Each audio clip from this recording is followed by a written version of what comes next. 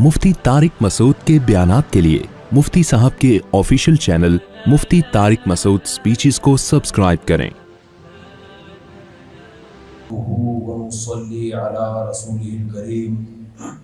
अम्मा बाद फ़अऊज़ु बिल्लाहि मिनश शैतानिर रजीम। बिस्मिल्लाहिर रहमानिर रहीम।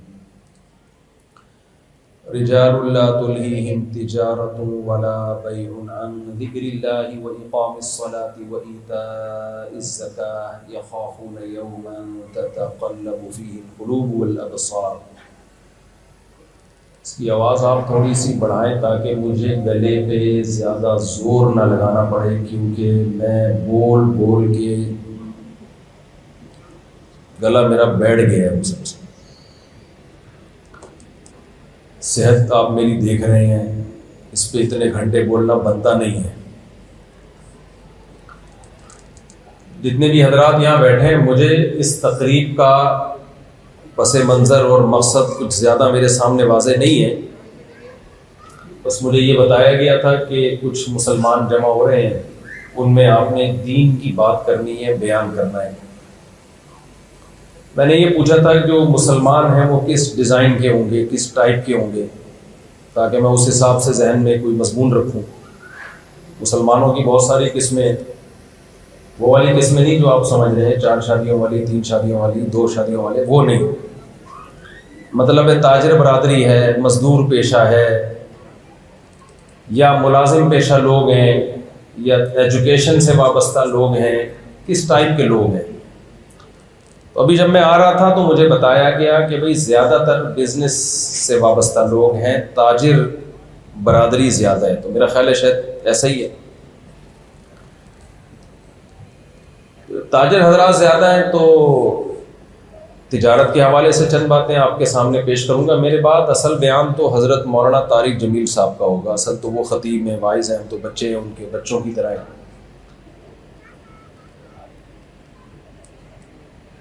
देखें, मैं कोई बहुत ज़्यादा पेचीदा बातें नहीं कर रहा आपसे। कुछ बातें 2 और 2 4 की तरह बिल्कुल वाज़ेह हैं, जो मैं भी जानता हूँ और आप भी पहले से जानते हैं। जब आपस में तकरार हो जाती है तो कुछ बातें ताज़ा हो जाती हैं।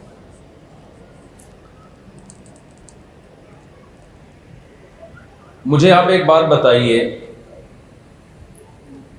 कि अगर कोई मुझसे ये पूछे, आप यहाँ इतने बड़े बड़े ताजिर हैं, बहुत सारे लोग, बहुत सारे बिल्डर हैं यहाँ पे जिन्होंने बड़ी बड़ी बिल्डिंगें बनाई होंगी, अगर मैं आपको यहाँ पर बिल्डिंगें बनाने के तरीके और कारोबार में पैसा इन्वेस्ट करने का तरीका और किस बिजनेस में कितना पैसा है, ये सब चीज़ें बताना शुरू कर दूँ तो आपको यकीनन बुरा लगेगा। आप कहेंगे मुफ्ती साहब ये हमारा टॉपिक है, ये आपका टॉपिक। अच्छा, मैं जब सेंटेंस को नामुकम्मल छोड़ूं, इसको मेरी तरफ से हटा दें, पंखा ना डायरेक्ट मुझे लग रहा है। जब मैं कोई जुमला अधूरा छोड़ूंगा तो आपने उसको कंप्लीट करना है, ताकि मुझे ये एहसास हो कि आप मेरे साथ मेरी बातचीत में शरीक हैं। मैं समझा पा रहा हूं अपनी बात? जज़ाकल्लाह।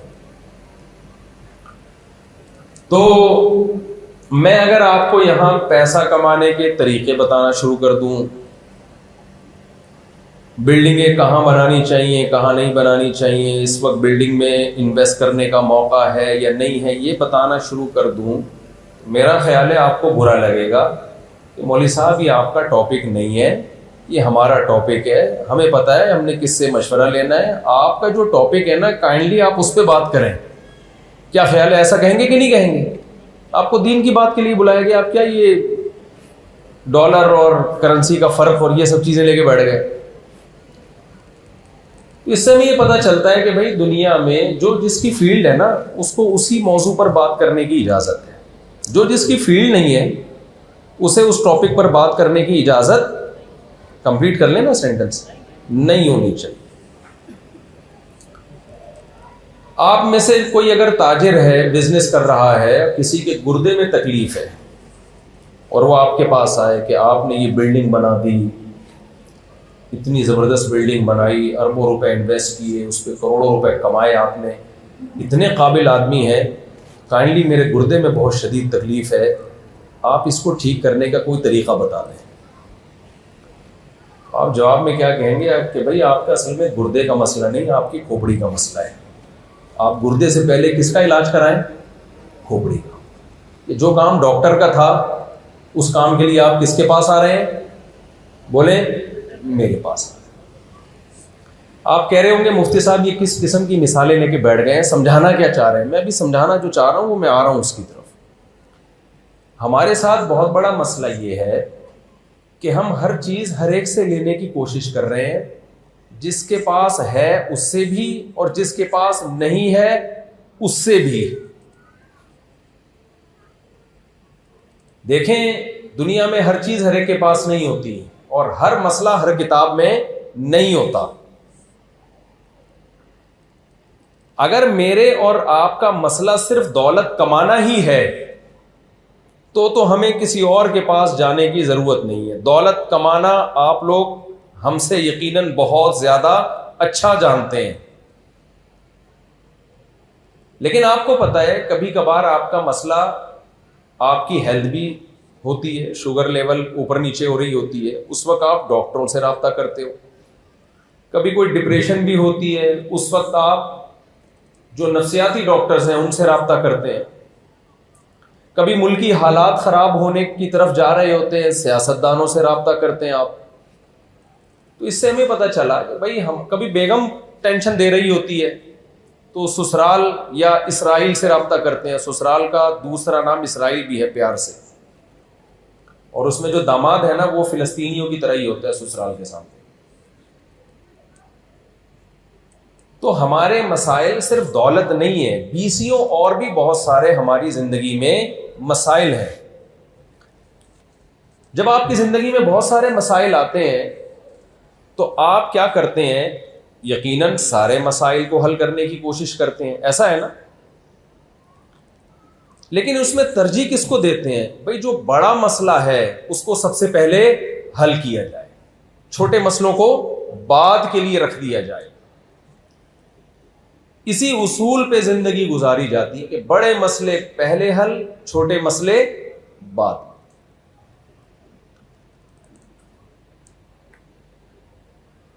जब इंसान दुनिया में आया ना तो उसको भूख लगी, उसने कहा मेरा मसला रोटी है, रोटी मिलनी चाहिए। उसने खेती बाड़ी की, जब रोटी मिलना शुरू हो गई उसने कहा मेरा मसला लिबास भी है, उसको लिबास की फिक्र हुई।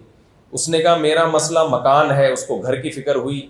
तो इन तीन चीजों में, जिसको रोटी, कपड़ा और मकान कहते हैं, कंपटीशन शुरू हो गया जो आदम अलैहिस्सलाम के जमाने से लेके अब तक चला। अल्लाह ने इंसान को अकल दी है, उसने अपनी जिंदगी को हर आने वाले दिन बेहतर से बेहतर बनाने की कोशिश में मुकाबला शुरू किया। कुछ इस दौड़ में पीछे रह गए, कुछ बढ़ते बढ़ते आगे और कुछ बहुत ज्यादा आगे, बहुत ही आगे निकल गए। उसका नुकसान ये हुआ कि हम ये समझ बैठे कि हमारे मसले यही हैं। हमारा सबसे बड़ा मसला क्या है? इसी दुनिया की दौड़ में, इस जंग में जीतना, इज्जत, शोहरत, दौलत, ये हमारा सबसे बड़ा मसला है।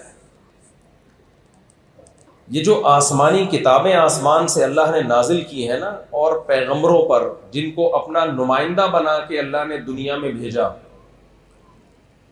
इन पैगंबरों को अल्लाह ने ये बताया और आसमानी किताबों में अल्लाह ने ये समझाया कि तुम्हारा सबसे बड़ा मसला रोटी, कपड़ा और मकान नहीं है। तुम्हारा सबसे बड़ा मसला ये है कि दुनिया में जिसको जिस काम के लिए भेजा गया है वो उस काम को फोकस कर रहा है या नहीं कर रहा।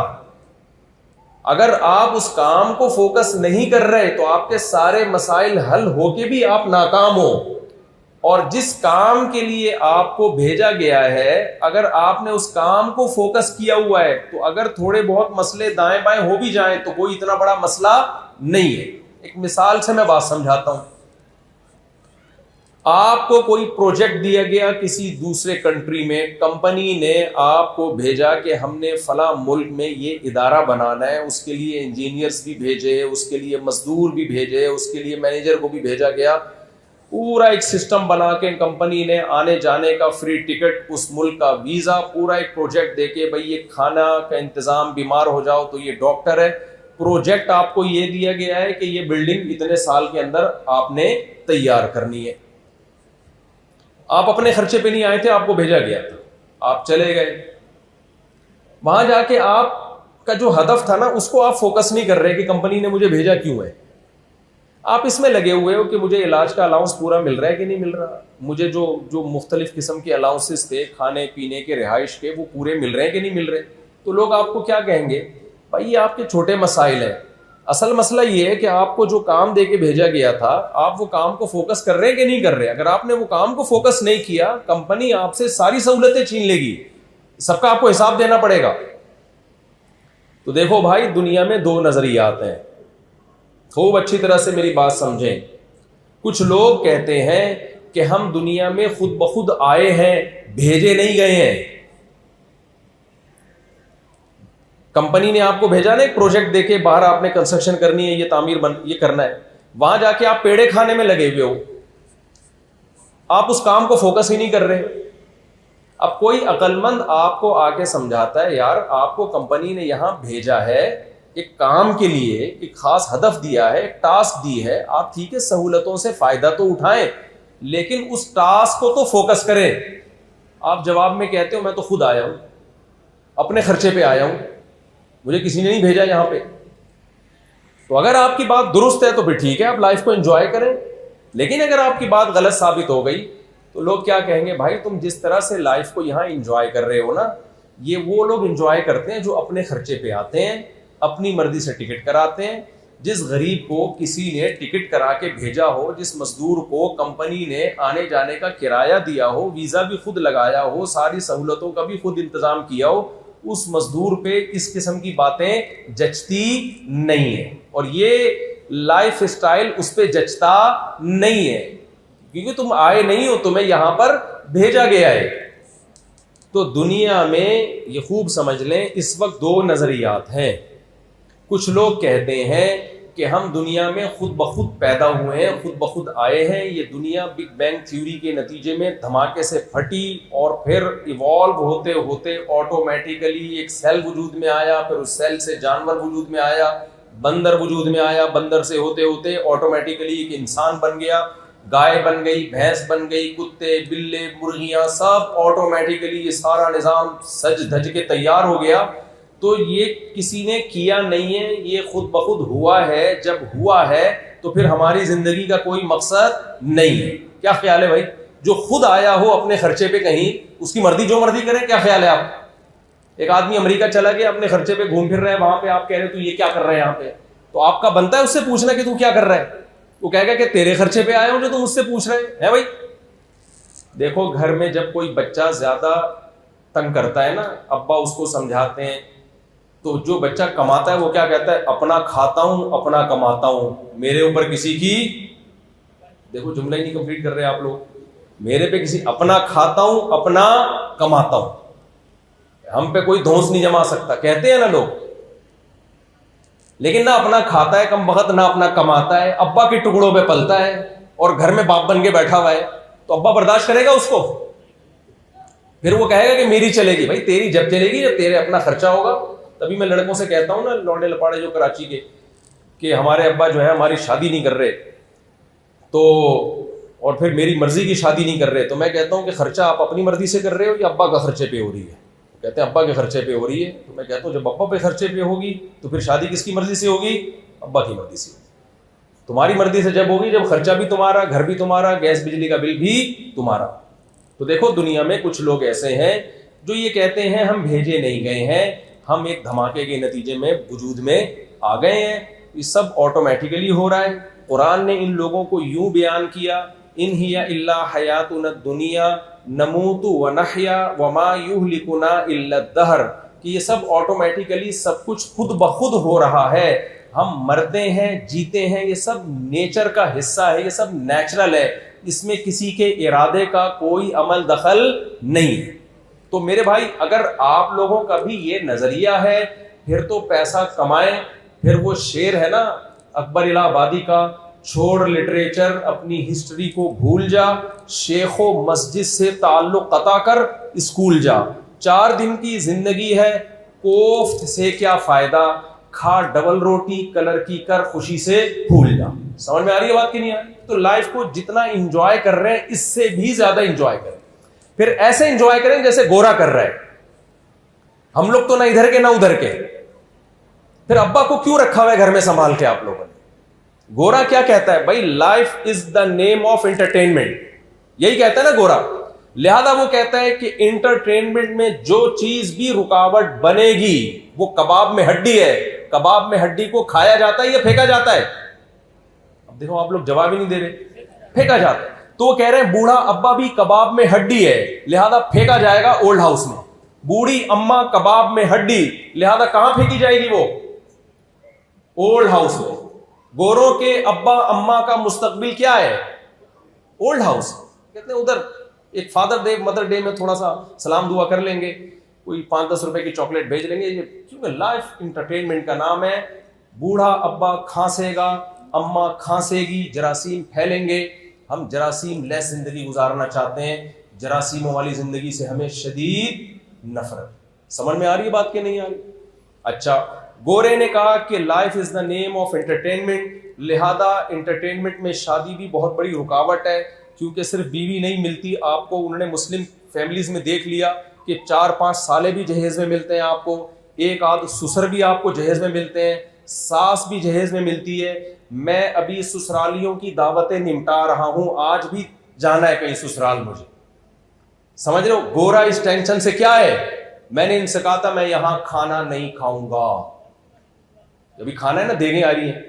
इन्होंने मुझे कहा कि मुफ्ती साहब आपने खाना खाना है। मैंने कहा इम्पॉसिबल, क्योंकि मेरे एक ससुराल में आज मेरी दावत है। मैं फिलिस्तीनी होके इसराइल से फड्डा, बोलो ये वाला फड्डा नहीं ले सकता, बस ये अभी नंबर लगे हुए हैं ना ससुराल। गोरा इस टेंशन से क्या है, बोलो आजाद।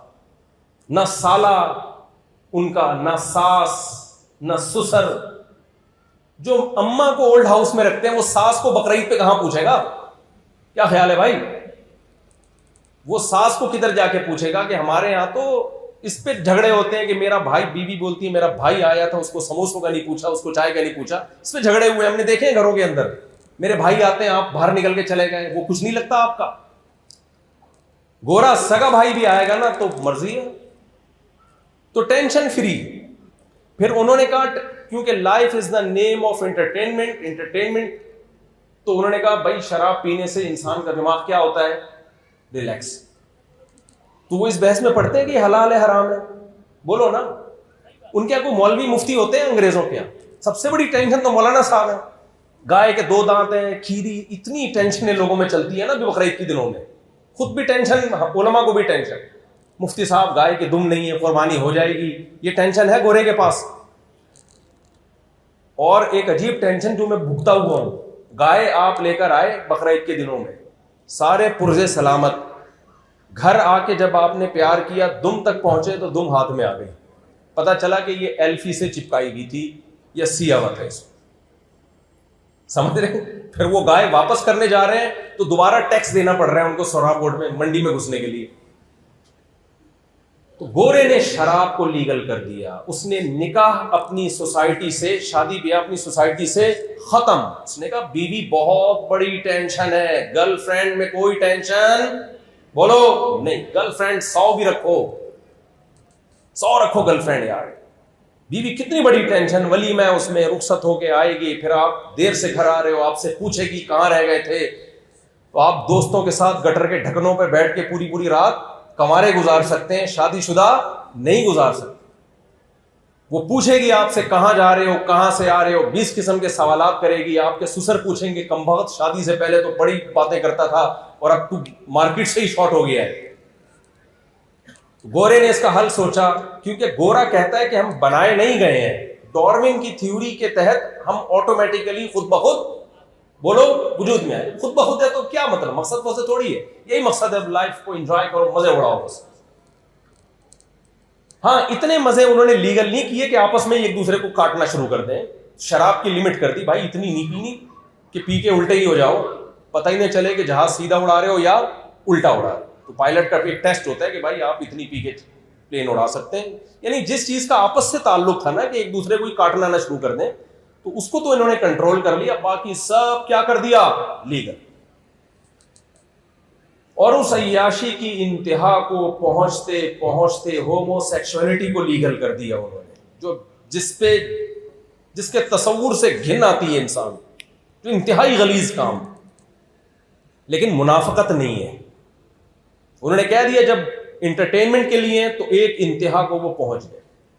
आहिस्ता आहिस्ता उन्होंने क्या किया, शादी ब्याह के सिस्टम को खत्म किया। गर्लफ्रेंड शादी आपकी मर्जी है। 50-50 साल में लोग मुझे कहते हैं बूढ़े अपनी बीवी से बहुत वफा करते हैं। ओ भाई तू 23 साल में शादी कर, फिर वफा करके दिखा। 50 साल 55 साल में शादी करके भी वफा नहीं करेगा तो अब तुम्हारे पास वफा के अलावा बचा क्या है? 60 साल में जाके कमबख्त शादी कर रहा है और अब बुढ़िया से वफा कर रहा है, तो क्या वफा ही करेगा तू? मैं अपने दोस्तों को बताऊं जो मेरे भांजे 22-22 साल में शादी की है और वफा करके दिखाई है उन्होंने, ये ऐसी वफा गोरा करके दिखाए ना। तो इंटरटेनमेंट होते होते उन्होंने कहा अब्बा को ओल्ड हाउस में हमें चूंकि जमा कराना पड़ता है, तो ऐसा करो सिरे से अब्बा ही मार्केट से क्या कर दो, शॉर्ट, अब्बा ही खत्म कर दो। सिंगल मदर, अम्मा को खत्म करना पॉसिबल नहीं है ना। बच्चे क्या लैब में थोड़ी पैदा होंगे, अम्मा तो चाहिए ना। वो भी अब तरक्की कर रहे हैं, हो सकता है बच्चे लैब में पैदा होंगे, अम्मा लेस। तो अब्बा ही खत्म, मार्केट से क्या हो गए, अब्बा मार्केट से क्या हो गए, शॉर्ट। हमारी मार्केटों से चीनी शॉर्ट होती है, हम रोते हैं, चीखते हैं, एहतजाज करते हैं। खुदा की कसम मार्केटों से चीनी का या गन्ने का शॉर्ट हो जाना या डीजल और पेट्रोल का शॉर्ट हो जाना इंसानियत के लिए इतना बदनुमा दाग नहीं है, अखलाकियात के लिए। लेकिन मार्केट से अब्बा ही शॉर्ट हो जाना किसी कौम, ये अखलाकियात और तहजीब का इंतहाई दर्जे का जवाल है। भाई मैं समझा पा रहा हूं अपनी बात, आप लोग को कुछ समझ में आ रही है कि नहीं आ रही? तो मैं गोरे की बुराइयां नहीं कर रहा, मैं उसकी तारीफें कर रहा हूं कि वो एक साइड के खड्डे लाइन लग गया है, वो एक साइड पे हो गया कि यार जब एंटरटेनमेंट है ना तो हर वो चीज जो एंटरटेनमेंट में रुकावट बने उसको साइड पे लगा दो। अब्बा रुकावट बने, अब्बा हटा दिया। अम्मा रुकावट, 18 साल में बच्चे टाटा करके अम्मा को जा रहे होते हैं, अम्मा देखते हैं दोबारा आपसे मुलाकात होती है कि नहीं होती। सारा खानदानी निजाम की ऐसी की तैसी। नमाज रोजा तो सवाल ही पैदा नहीं होता ना। हमारे यहाँ जितना भी बेनमाजी होगा जुम्मे को थोड़ी बहुत उसको फिक्र होगी कि यार कहीं जगह मिल जाए, बेशक सड़क पे ही मिल जाए जगह। तो एक लाइफ ये है मेरे भाई, ये उन लोगों की लाइफ है जो कहते हैं हमें पैदा करने वाला कोई बोलो नहीं। तो अगर आपका भी यही नजरिया है तो आप बिल्कुल उधर को लुढ़क जाओ। लेकिन एक नजरिया वो है जो कुरान बयान करता है, अम खुलिकू मिन गैरि शैइन अम हुमुल खालिकून। अल्लाह कहता है कैसे डार्विन की बातों पे यकीन कर लिया, भला कोई खुद भी बन सकता है? आज तक कभी ऐसा हुआ कोई चीज बनी? आप लोग बिल्डर बैठे हुए हैं, कभी खुद से कोई बिल्डिंग वजूद में आ गई धमाके से? है भाई मुझे एक बात बताओ, कराची में अल्लाह ना करे धमाका हुआ, खड़ी हुई बिल्डिंग थी तबाह बर्बाद हो गई, बिल्डिंग की ऐसी की तैसी हो।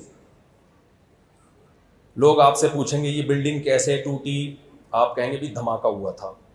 कराची भी है, बिल्डिंग भी है, धमाके भी, तो बिल्कुल आपस में मैचिंग हो रही है ना, इन तीनों चीजों का जोड़ बनता है, मान लिया जाएगा। लेकिन आपने देखा एक बिल्डिंग वही जो धमाके से टूटी हुई थी, कल बर्बाद हुई हुई थी, आपने देखा कि यार 1 महीने में बन के बिल्कुल फिटफाट उसी स्टाइल में बेहतरीन, उससे भी ज्यादा बेहतरीन अंदाज से वो बिल्डिंग बन के खड़ी हुई है। अब वो बंदा आपके पास आया और अब आपसे वही सवाल दोबारा पूछता है, यार ये बनी कैसे दोबारा? आप कहें जैसे टूटी थी वैसे बन गई है। भाई टूटी कैसे थी? धमाका हुआ था। बनी कैसे है? धमाका हुआ है। अगला मान लेगा आपकी बात? बोलते क्यों नहीं भाई? आप बोलोगे यार लगता है धमाका इतनी जोर का हुआ है कि तेरी खोपड़ी ऊपर से हिल गई है। कोई ऐसा मुनज्जम धमाका नहीं होता जिससे चीजें में इतनी खूबसूरत मैनेजमेंट पैदा हो जाए। चाहे डार्विन 100 दफा मर के भी पैदा हो जाए ना, खुदा की कसम एक रोबोट जो बेजान है, जिसकी आंखें में देखने की सलाहियत नहीं है, जिसके कान में सुनने की सलाहियत नहीं है, सारे साइंसदान मिलके भी ये कहना कि ये रोबोट करोड़ों अरबों साल में इवॉल्व होकर खुद ब खुद बनाए, आप उस बेजान रोबोट के बारे में नहीं कहोगे कि ऐसा हो सकता है। तो जानदार रोबोट जिसको इंसान कहा जाता है, जिसकी आंखें देखती हैं, जिसके कान सुनते हैं, जिसकी जबान बोलती है, जिसके दांतों में चबाने की सलाहियत, एक एक सर के बाल से लेके पांव के नाखून तक एक एक चीज में इंसान की ऐसी मैनेजमेंट है, ये करोड़ों खरबों साल में भी किसी इत्तिफाकी हादसे का नतीजा नहीं हो सकता। ये बना नहीं है, कुरान कहता है इसको बनाया गया है। हमारे एक दोस्त लंदन में ना, उनको एथियस्ट टकर गया, उसने कहा, तो उन्होंने उस एथियस्ट से पूछा कि कैसे बने हो तुम? उसने कहा वो इवॉल्व हुए हैं, आहिस्ता आहिस्ता बंदर से होते होते इंसान बन गए। उसने कहा यार इवॉल्व इतना खूबसूरत, ये इवॉल्व होने का अमल कि बच्चा जब तक पैदा नहीं होता तो मां की छातियों में दूध भी नहीं होता, इधर पैदा हुआ उधर छातियों में दूध आ गया। तो नेचर इतनी ज़हीन है, उसको पता है कि किस वक्त क्या करना है। बताओ मेरे भाई, तो नेचर खुद ब खुद इतनी खूबसूरत मैनेजमेंट से सारे काम ऑटोमेटिकली करती चली आ रही है। क्या नेचर के पास इतना ज़हीन दिमाग है, इतनी बेहतरीन खोपड़ी है सोचने के लिए कि पहले माँ रोटी खाती है, उस रोटी से बच्चे की आंख, नाक, कान, दिल, दिमाग, जिगर, गुर्दे, फेफड़े, ये चीजें बन रही हैं। इधर बच्चा तैयार हुआ और माँ के पेट से बाहर आया, बाहर आते ही उसी रोटी से जिससे बच्चे की आंख बन रही थी, बिल्कुल डिफरेंट चीज दूध बनना शुरू हो जाता है, और वो दूध माँ की छातियों में भी आता है, और बच्चे को कुछ भी पता नहीं होता, लेकिन उसको यह पता होता है कि दूध मुझे मिलेगा कहां से और मेरे हलक में उतरेगा कैसे। और ऐसी बेहतरीन खुराक बनी उसके लिए कि उससे ज्यादा सूटेबल खुराक दुनिया में उसकी कोई नजीर और मिसाल मिलती नहीं है। कुरान बार बार पुकार पुकार के, चीख चीख के कहता है ये खुद ब खुद नहीं हो रहा। ज़ालिका तक़दीरुल अज़ीज़िल अलीम, तकदीर अरबी में कहते हैं मैनेजमेंट को, ये मैनेजमेंट है, ये खुद ब खुद नहीं है। और मैनेजमेंट भी किसी कमजोर की तरफ से नहीं है, बहुत ताकतवर बादशाह है जो ये मैनेज कर रहा है सब कुछ, और उसका इल्म भी कामिल है। इल्म कामिल और ताकत कामिल के बगैर ऐसी मैनेजमेंट हो नहीं सकती।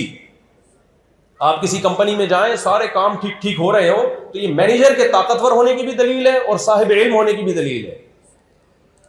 तो मैं आपसे बस बात को समेट के खत्म कर रहा हूं, एक तरफ हो जाए, या तो खुदा का इनकार करो फिर गोरों जैसी जिंदगी गुजारो। हमारी जो यंग जनरेशन है ना, इसको पता ही नहीं कि हम हैं किधर को, और अगर खुदा का इनकार नहीं कर सकते और वाकई नहीं हो सकता, किस किस चीज की तावील करोगे? एक मुल्हिद है, हमारे जानने वालों में एथियस्ट है, जो वो शाम डॉर्मेंट चीखता रहता है बैठे। मैंने उससे कहा, मैंने उसको एक जंगल की डॉक्यूमेंट्री भेजी, उसमें क्या है, मुर्गी के छोटे छोटे चूजे हैं, एक बहुत बड़ी चील हमला करती है उन चूजों को पकड़ने के लिए, मुर्गी अपनी जान पे खेल के उस चील से लड़ती है। मैंने कहा क्या ये इवॉल्व होने का नतीजा है कि इसके दिल में अपने बच्चों की इतनी मोहब्बत कि अपनी जान कुर्बान करने का जज्बा है, अपने बच्चों को जाया होने से बचा रही है। ये ऑटोमेटिकली कौन से इंस्टीट्यूट में इसने सीखा है, कौन से इदारे में उसको ये ट्रेनिंग दी गई है कि बच्चों की ऐसी तरबियत की जाती है, इसके दिमाग में ऐसे हार्मोन्स किसने पैदा कर दिए। और हम देखते हैं इस कायनात में ऐसी मैनेजमेंट है, जिस जानवर का ग्रोथ रेशो बहुत ज्यादा है उसके दिल में अल्लाह ने माँ की ममता खत्म कर दी है, और जिस जानवर का ग्रोथ रेशो बहुत कम है उनकी माओं के दिलों में ममता उतनी ही ज्यादा है। सांप कितने अंडे देता है? हजारों। खा जाता है क्यों? सांपनी जो है उसकी मादा, क्योंकि अगर वो बचे ना तो जमीन पे कदम रखना मुमकिन नहीं रहे। तो ऐसी खूबसूरत मैनेजमेंट जो इस कायनात में है, ये किसी ताकतवर बादशाह के बगैर मुमकिन नहीं है। मुख्तसर किया। अच्छा, ये जो मैंने अभी बयान से पहले कहा ना कि इस तकरीब का मकसद मुझे मालूम नहीं, तो पर्ची में लिख के इन्होंने मकसद बताया, वो मैं पढ़ के सुना देता हूँ। ठीक है, कहते जी आज की ये तकरीब आगाज़ है जनाब शाहिद साहब के दो साहबजादे यानी उमर शाहिद और ज़ुहैर शाहिद, इनकी शादी का आगाज़ है। इसका मतलब मुझे मालूम नहीं, शादी का आगाज़ का मतलब क्या होता है? शादी हो रही है या नहीं हो रही है? बताइए कब हो रही है? आज है? अच्छा, अभी स्टार्टिंग है शादी, स्टार्टिंग। आप इसकी वजाहत फरमा दें। आगाज़ हो रहा है शादी का, तो जी अच्छा अच्छा, बयान से आगाज़ किया, एक अच्छी बात है माशाल्लाह के एक दीनी बयान से इन्होंने आगाज़ किया। अल्लाह ताला बरकत दे जी, खुशियाँ दे। गोरों के पास ऐसा ऑप्शन नहीं है, समझ रहे हैं। उनके नहीं होता कि आज मेरे बेटे की शादी का आगाज़ है या इख्तिताम है, उनके सब सेटअप बर्बाद, ऐसी की तैसी हो गई। उन लोगों की सोसाइटी का एक बाहर का रुख है जो बहुत खूबसूरत है, एक अंदर की ज़िंदगी है जो इंतहाई भयानक है। एक बाहर का है ना, एक बहुत खूबसूरत साफ़ सुथरी रोडें, thank you, how are you, fine, nice to meet you, ये बहुत अच्छा लगेगा। ये आपको यहाँ नहीं मिलेगा। यहाँ गाली से बात शुरू होती है और बीच में भी एहतियातन गाली और आखिर में भी चमाटों पे ख़त्म होती है। यहाँ पे ठीक है ना, अबे तबे पे ख़त्म होती है। और बाहर जो है जो आपको नज़र आ रहा है, लेकिन खुदा की कसम एक रुख है तस्वीर का जो हम देखते हैं, तो दूसरा रुख बहुत भयानक है। आप उनकी अंदर की ज़िंदगी देखो, शराब पी के पड़े हुए होते हैं, कोई रिलेशन ही नहीं है, ना खुदा से रिलेशन ना आपस में रिलेशन, बस गवर्नमेंट से रिलेशन होता है, उनका टैक्स देते हैं और गवर्नमेंट उनको पालती है। आपस का तो रिलेशन रहा ही नहीं है। इंसान देखो, एक बात खूब अच्छी तरह समझो, मैंने बयान तो 5-10 मिनट करना था, लेकिन अब ये भी मुझे ला के पुश कर रहे हैं कि थोड़ा बयान को आप लंबा कर दें। मैं तो इतना ज़्यादा लंबा नहीं खींचूंगा, इंशाल्लाह मुख्तसर करूँगा। तो देखें, एक बात खूब अच्छी तरह समझ लें कि इंसान कितनी ही तरक्की कर ले, फितरत से का कोई ऑल्टरनेट अल्लाह ने रखा नहीं है। मैं एक मिसाल से बात समझाता हूँ। देखिए, हमने इतनी तरक्की कर ली, रोटी आज भी हमें चबा के ही खानी है, दांतों से, ग्राइंड करके नहीं खाते हम। अब कोई डॉक्टर कहे कि हजारों साल पहले इंसान रोटी और गोश्त को दांतों से चबा चबा के खाता था, अब इतनी तरक्की कर ली है, अब टाइम वेस्ट करने के बजाय रोटी, सालन, शोरबे को डालो ग्राइंडर मशीन में और पानी मिलाओ और जूस बना के पी लो, टाइम बचेगा। ये मशीनें टाइम बचाने के लिए ईजाद हुई हैं, तो कोई अकल की बात होगी ये? बोले भाई दांत अल्लाह ने पैदा किसके लिए किए हैं? चबाने के लिए किए हैं। चबा के जो चीज खाएंगे, खास एक प्रोसेस के तहत जब वो मैदे में जाएगी तो फिर पूरा फायदा पहुंचाएगी। जूस बना बना के पीना शुरू कर देंगे तो ज्यादा फायदा नहीं होगा, बल्कि हो सकता है नुकसान होना शुरू हो जाए। साइंस ने कितनी तरक्की कर ली, तो क्या इसका यह मतलब है हम टांगे चलने के लिए इस्तेमाल करना छोड़ दें? सवारियां ईजाद हो गई, जहाज है, ट्रेन है। आज भी डॉक्टर कहते हैं भाई आपको जॉगिंग करना पड़ेगी, वॉकिंग करना पड़ेगी, इसलिए कि ये टांगे अल्लाह ने चलने के लिए पैदा किए हैं। हजारों साल पहले भी चलते थे लोग, आज भी आपको चलना पड़ेगा। साइंसी तरक्की की वजह से अब ये नहीं हो सकता कि साइकिल और मोटरसाइकिल और जहाज टांगों का ऑल्टरनेट बन जाए, कि अब आपको वॉकिंग के बजाय जो है या जॉगिंग के बजाय बस जहाज में आपने इतना लंबा सफर कर लिया या ट्रेन में सफर कर लिया, अब आपको चलने की जरूरत नहीं। तभी तो लोग कोलेस्ट्रॉल के डब्बे बने हुए हैं, चर्बी के डब्बे बने हुए हैं। वजह क्या है? ऑफिस में कंप्यूटर के सामने बैठे रहते हैं, कोई वर्कआउट नहीं है, कोई मेहनत नहीं है। तो साइंस जितनी भी तरक्की कर ले, फितरत के उसूल और ज़ाब्ते कभी भी चेंज बोले नहीं होते। तो खूब ये बात अच्छी तरह समझ लें, जैसे इंसान को जिस्मानी तौर पर फिट रहने के लिए नेचर ही पे चलना पड़ेगा, फितरत से बगावत करने की इजाजत नहीं है, इसी तरह मेंटली उसको सेहतमंद रहने के लिए भी नेचुरल लाइफ में ही आना पड़ेगा। वो मसनूई जिंदगी से जहनी सुकून हासिल नहीं कर सकता। अब जो फिजिकल सेहत है ना, उसके लिए आपको डॉक्टर कहते हैं ना ऑर्गेनिक चीजें खाएं, कहते हैं कि नहीं कहते? गोबर की खाद का टमाटर खाएं आप, यूरिया की खाद का ना खाएं। अबे भाई, जब साइंस ने इतनी तरक्की कर ली है तो फिर 10,000 साल पहले भी गोबर की खाद की चीजें खाते थे, अब भी गोबर ही की खाद खानी है, तो इस तरक्की का क्या फायदा हुआ? तो ये दलील बनेगी? गलत दलील होगी भाई। तरक्की जितनी मर्जी करे, लेकिन नेचर थोड़ी चेंज होगी। तो मेडिकली फिट रखने के लिए जैसे पहले जो उसूल थे, आज भी वही फिजिकली फिटनेस के लिए, तो इसी तरह मेंटली तौर पर हेल्दी लाइफ गुजारने के लिए सदियों पहले जो उसूल थे, आज भी वही उसूल है।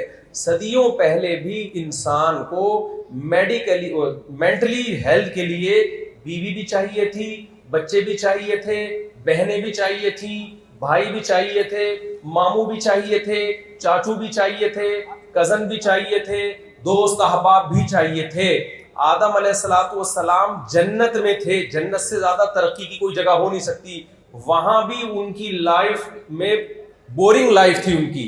अल्लाह ने उनकी इंटरटेनमेंट के लिए अम्मा हव्वा को, उनकी जौजा को पैदा किया, फिर उनको औलाद दी अल्लाह ताला ने।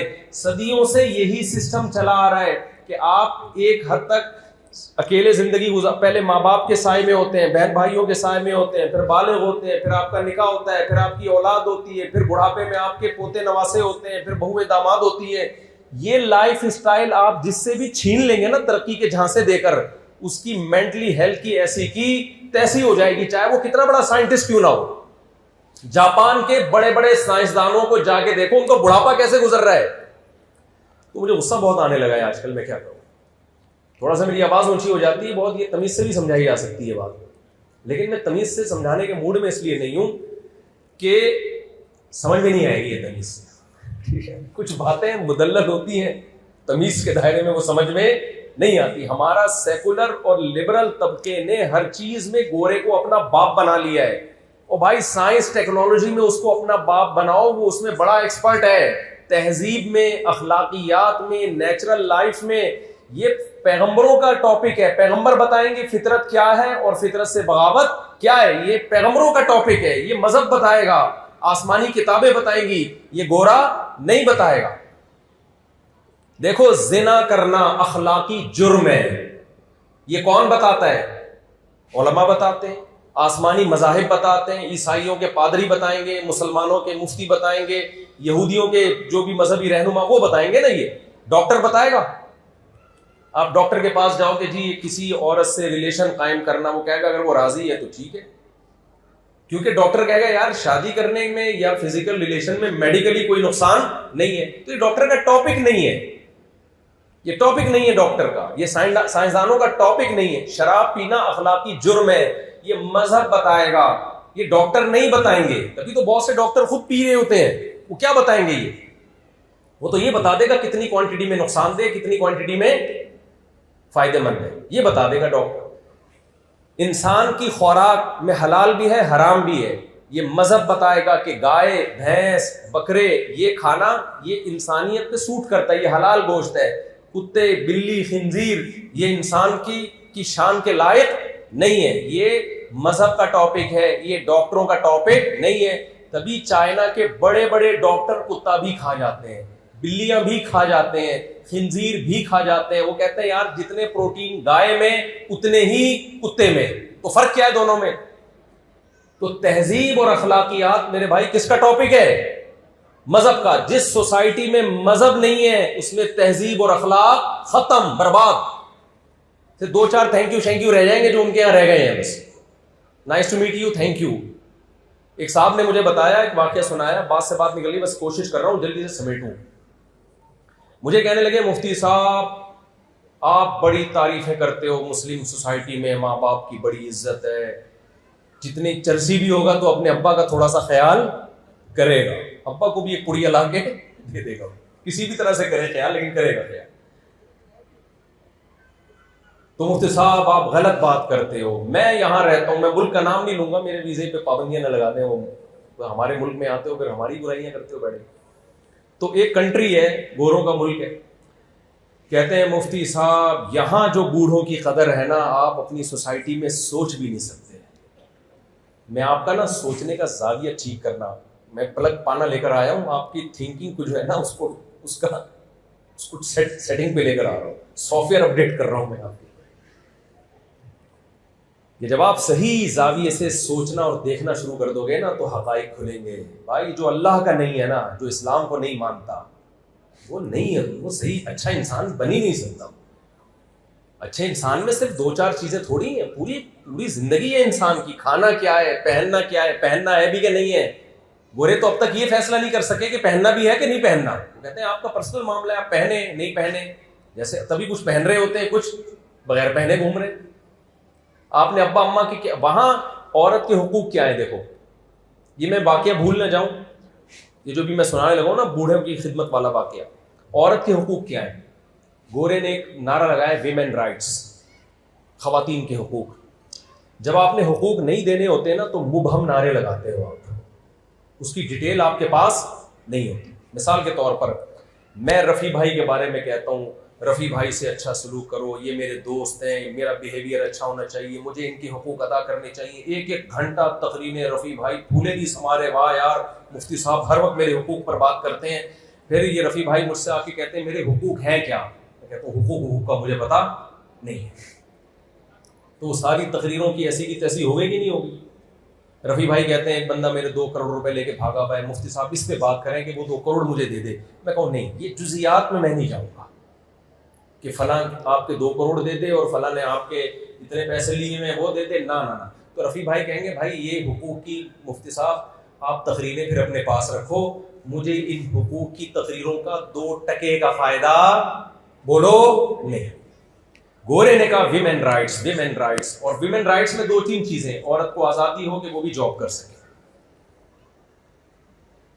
और क्या विमेन राइट्स? और कोई राइट्स नहीं। ओ भाई विमेन जो है, वुमेन जो है, वो या तो आपकी बीवी होगी, या वो आपकी अम्मा होगी, या वो आपकी बहन होगी, या वो आपकी दादी नानी होगी, या वो आपकी बेटी होगी, या आपकी पोती नवासी होगी। इनके क्या हुकूक हैं अलग अलग बताएं। गोरा बता सकता है? बोलो ना। कोई नहीं है भाई, कोई डिटेल ही नहीं है। कुरान बताता है, मजहब बताता है कि औरत मां की शक्ल में है तो क्या हुकूक है। ला तकुल लहु मा उफ़िन, सारी दुनिया की अंटियों से पड्डा कर सकते हो, मां के सामने उफ करने की इजाजत बोलो नहीं है। बूढ़ी होगी उसको पालना गवर्नमेंट की जिम्मेदारी नहीं है, उस पर खर्चा करना। कुल मा अनफक़तुम मिन खैरिन फलिल वालिदैन, जो भी खर्च करोगे सबसे पहले बाप और मां, उसके लिए खर्चा निकलेगा तुम्हारी जेब से। ये राइट्स गोरा बयान करता है क्या? जैपनीज के पास है ये कानून और ज़ाब्ता?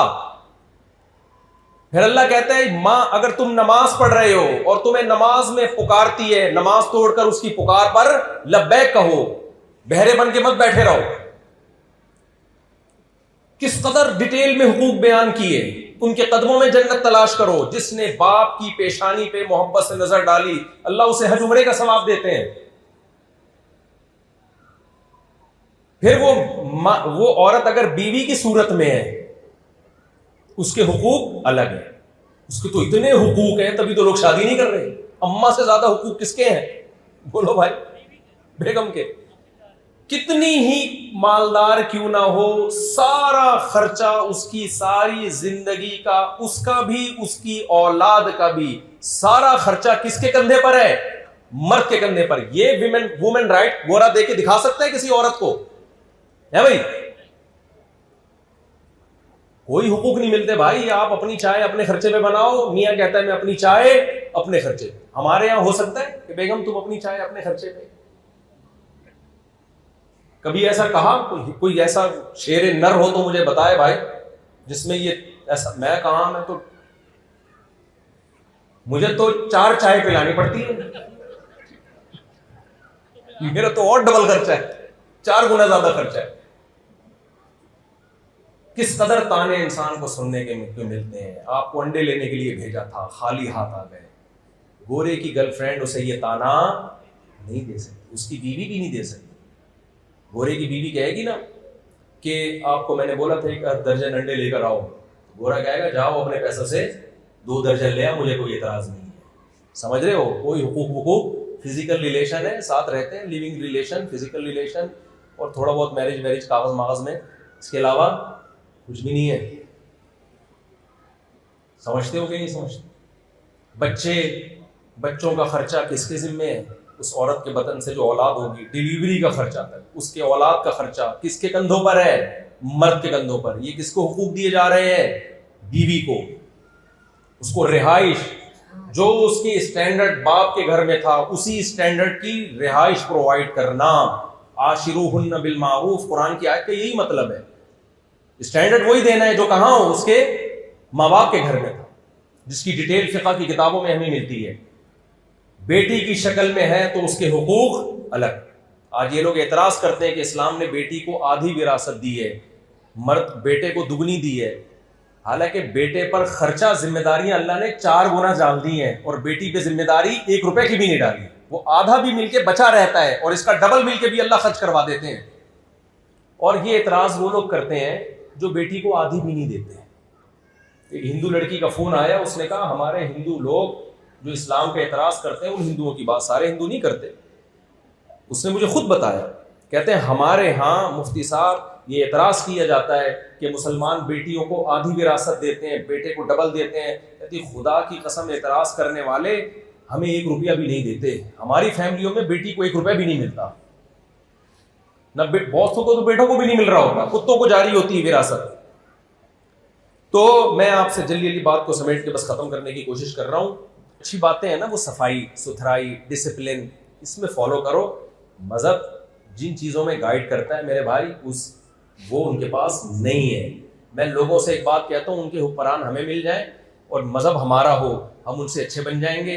हमारे वाले उनको दे दो थोड़े दिनों के लिए, और मजहब ना हो उनके पास तो हमसे बदतर बन जाए। पहले मैं कहता था उधार दे दो, फिर मैं कहता पक्के पक्के ले लो। उधार की क्या बोलते हैं? तो बाज उधार ऐसे होते हैं जो पक्के पक्के दिए जाते। तो एक उस सोसाइटी का बाहर का है और एक अंदर का है। जो डेप्थ में जब आप गहराई में जाओगे तो पता चलेगा भाई अल्लाह और रसूल को माने बगैर इंसान नहीं बन सकता। तो मैं वो मिसाल दे रहा था कि उन्होंने कहा आपके यहाँ बूढ़ों की कोई कदर नहीं है। मैंने कहा कैसे? कहते हैं देखो मेरे अब्बा बीमार थे, वो थे, नाम आई है कनाडा में। कहते हैं देखो मेरे अब्बा मैं कनाडा में होता हूँ, मेरे अब्बा यहाँ हॉस्पिटल में थे, जिना में या कहीं सिविल हॉस्पिटल में, कोई केयर वेयर नहीं थी। यहाँ पाकिस्तान में बूढ़ों की कोई केयर वेयर नहीं होती, इतने बुरे हालात थे। मैंने उनको खर्चा करके कनाडा में बुलाया, आज यहाँ VIP तरीके से उनका इलाज हो रहा है। और यहाँ की नर्सें बूढ़ों का इतना ख्याल करती हैं कि मुफ्ती साहब बता नहीं सकता। ओहो हटो बच्चों के, यहाँ है बूढ़ों की केयरिंग। नर्स बूढ़ों का क्या करती है? ख्याल। और आपके सिविल और जिना हॉस्पिटल की नर्सें देखो बूढ़ों की कैसी ऐसी की तैसी की। मैं नहीं कह रहा ऐसी की तैसी की हुई, वो कह रहे थे ऐसा ना, और जिना अस्पताल वाले मेरे ऊपर केस कर दे। मैं थोड़ी कह रहा हूँ भाई केस करना उन पे, मैं तो उनका वाकया सुना रहा हूँ आपको। मैंने उनसे कहा, मैंने कहा जरा थोड़ी देर के लिए काइंडली रुक जाए। मैंने कहा मुझे एक बात बताओ, आप यहाँ पैदा हुए हो इसलिए आपको बूढ़े की कदर है जो आपका बाप है। लाखों रुपए खर्च करके अच्छे से अच्छे इलाज के लिए कराची से फ्लाई करके कनाडा लेके जा रहे हो क्योंकि आप यहाँ की पैदावार हो। आपने मजहब देखा है, आपने उलमा से बुजुर्गों से बाप की खिदमत के फजाइल सुने हैं, आपने ये सुना है कि बाप की रिस्पॉन्सिबिलिटी किसकी है? औलाद के जिम्मे है। मैंने कहा ये नर्स जो आपके अब्बा की इतनी खिदमत कर रही है ये लॉ और कानून की वजह से, सिस्टम की वजह से, वरना अगर ये इतनी अच्छी है तो इसको बोलो अपने अब्बा की क्यों नहीं कर लेती? नहीं आई मेरा ख्याल है बात, इसको बोलो अपने अब्बा की भी तो कर। अपने अब्बा को ओल्ड हाउस में, मैंने कहा भी तहकीक करो, अपने अब्बा को वहां दाखिल कराया होगा ओल्ड हाउस में। इसके अब्बा की खिदमत कोई और नर्स कर रही होगी गवर्नमेंट से पैसे लेके। भाई ये वही खिदमत है जो नर्स हमारी, वो जो एयर होस्टेस हमारी जहाजों में खिदमत करती है, उसको तनख्वाह मिलती है, उसके एटीट्यूड से मुतासर होने की जरूरत नहीं है। यही जब बीवी बनेगी फिर अपने मियाँ की करके दिखाए ऐसी खिदमत। जहाज में तो बटन दबाओ। अब एक बेवकूफ आदमी वो जहाज में गया, अपनी बेगम को वो घर में देख रहा है कि यार बटन दबाता हूँ आती ही नहीं है, और जहाज में गया, ये बटन दबाया, foreign air hostess nice to meet you, thank you, क्या चाहिए, 20 दफा चाय मंगवाओ, 20 दफा चाय लेकर आएगी। अब वो एहसास से कमतरी में जा रहा है। यार ये होनी चाहिए थी बीवी, एक मेरी है घर में जो रखी हुई। अबे कमबख्त तू इसको बीवी बना के तो दे, इसको यहां तनख्वाह मिल रही है, वो तेरी जो घर में बीवी है ना वो इससे 1000 गुना अच्छी है। मैं एयर होस्टेस की बुराई नहीं कर रहा, मैं कंपेयर कर रहा हूं कि उसके इस अखलाक को आप बीवी से कंपेयर नहीं कर सकते। यही जब आपकी बीवी बन जाएगी ना फिर आप बटन पे पांव रख के खड़े हो जाओगे भाई। बटन की बैटरी खत्म हो जाएगी, वो नहीं आएगी। वो आपकी वाली तो शायद थोड़ी, क्योंकि वहां उसको तनख्वाह इतनी ठीक ठाक मिल रही है, उसको ट्रेनिंग दी गई है, उसको बोला गया है जॉब से निकाल देंगे, तो उन मुल्कों में निगरानी इतनी सख्त है कि बूढ़े की केयर करनी पड़ती है नर्स को, लेकिन ये रिलेशन की बेस पे नहीं हो रहा। मैंने कहा रिलेशन की बेस पे अपने बाप की खिदमत तुम कर रहे हो, 1 रुपए नहीं मिल रहा तुम्हें उस बाप से, क्या कर लेगा बूढ़ा बाप तुम्हारा अगर तुमने ना खिदमत की? 1 रुपए नहीं मिल रहा, फिर भी लाखों करोड़ों रुपए खर्च करके तुम उसके इलाज पे खर्च कर रहे हो। तो देखो, जहां मजहब नहीं है वहां रिलेशन नहीं है, ना अल्लाह से रिलेशन ना मखलूक का रिलेशन, और जहां रिलेशन नहीं है वहां इंसान सुकून की जिंदगी नहीं गुजार सकता, क्योंकि इंसान को अल्लाह ने तन्हा पैदा नहीं किया। इंसान उस मखलूक में है जो बाकायदा रिलेशन बना के रहता है, और रिलेशन में ब्लड रिलेशन है जिसकी वैल्यू सबसे ज्यादा है। तो मैं बात को बस सच्ची मुच्ची में वाकई में समेट रहा हूं, खत्म कर रहा हूं। वो ये है कि हम बने नहीं है भाई, हमें किसी ने बनाया है। तो अपने पहले अकीदे को दुरुस्त करें, और जब हमें बनाया है तो उसने हमें भेजा है। हमें जब माँ के बतन से निकाला तो माँ की छातियों में उसने दूध पैदा किया, फिर आसमान से बारिशें बरसाई, फालिकुल हब्बी वन्नवा, दाने और गुठली को फाड़ के तनावर दरख्त बनाया उसने, तरह तरह के मेवा जात पैदा किए उसने, चारों मौसम पैदा किए उसने, सर्दी गर्मी खिज़ां बहार, ये सारी नेमतें कुरान बयान करता है। मैं अभी आयतों को हज़फ कर रहा हूँ ताकि बयान ज़्यादा लंबा ना हो। उसी ने दूध की नेमत पैदा की। अल्लाह कहते हैं इन्ना लकुम फिल अनामिल इब्रा, कैसे सूखा चारा जानवरों को खिलाते हो और कैसे चिकना गाढ़ा दूध निकालते हो। उस सूखे चारे को लैब में ले जाके रगड़ के कुछ दूध का कतरा निकालने की तो कोशिश करो, चिकनाई नाम की कोई चीज नहीं निकलेगी। अब साइंटिस्ट ये तो बता देगा कैसे दूध बनता है भाई, ये तो बता देगा क्यों बनता है, ये कौन है जो हमारी खिदमत कर रहा है। ये साइंसदानों का टॉपिक नहीं है, ये गोरे का टॉपिक भी नहीं है। तो अल्लाह बताता है मैं सूखा चारा इनको खिलाता हूँ और कैसा चिकना गाढ़ा दूध तुम्हारे लिए निकालता हूँ। तो ये सारी सहूलतें हमें अल्लाह की तरफ से मिली हुई हैं।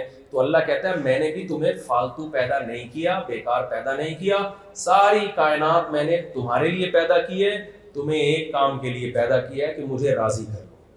वो काम क्या है भाई? बोलते क्यों नहीं? मुझे राजी कर। मैंने जिसको हराम कह दिया उससे दूर हो जाओ। दुनिया के हर मुल्क का कानून होता है ना, लीगल इल्लीगल, होता है कि नहीं होता? तो आज एक इस्तिलाह है ना, ब्लैक मनी व्हाइट मनी। आप टैक्स देते हैं व्हाइट मनी, नहीं देते ब्लैक मनी। अल्लाह के यहाँ भी एक ब्लैक मनी और व्हाइट मनी है। अल्लाह कहते हैं नाजायज तरीके से कमाया सारा टैक्स में भी दे दो तो भी ब्लैक मनी है, ये व्हाइट नहीं है। सूद के जरिए कमाया, शराब बेच के कमाया, नाच गाने, टिकटॉक पे लड़कियां क्या कर रही हैं? अपने हुस्न की नुमाइश कर रही है दुनिया में, बेहयाई के जरिए पैसा कमाया जा रहा है।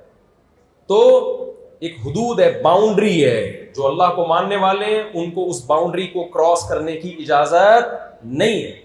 हलाल कुलू मिनत तय्यिबात, पूरे इस्लाम का खुलासा अल्लाह ने 2 लफ्जों में बयान किया है, या अय्युहर रसूल कुलू मिनत तय्यिबात, खाओ भी पाकीज़ा, वअमलू सालिहा, अमल भी कैसा रखो?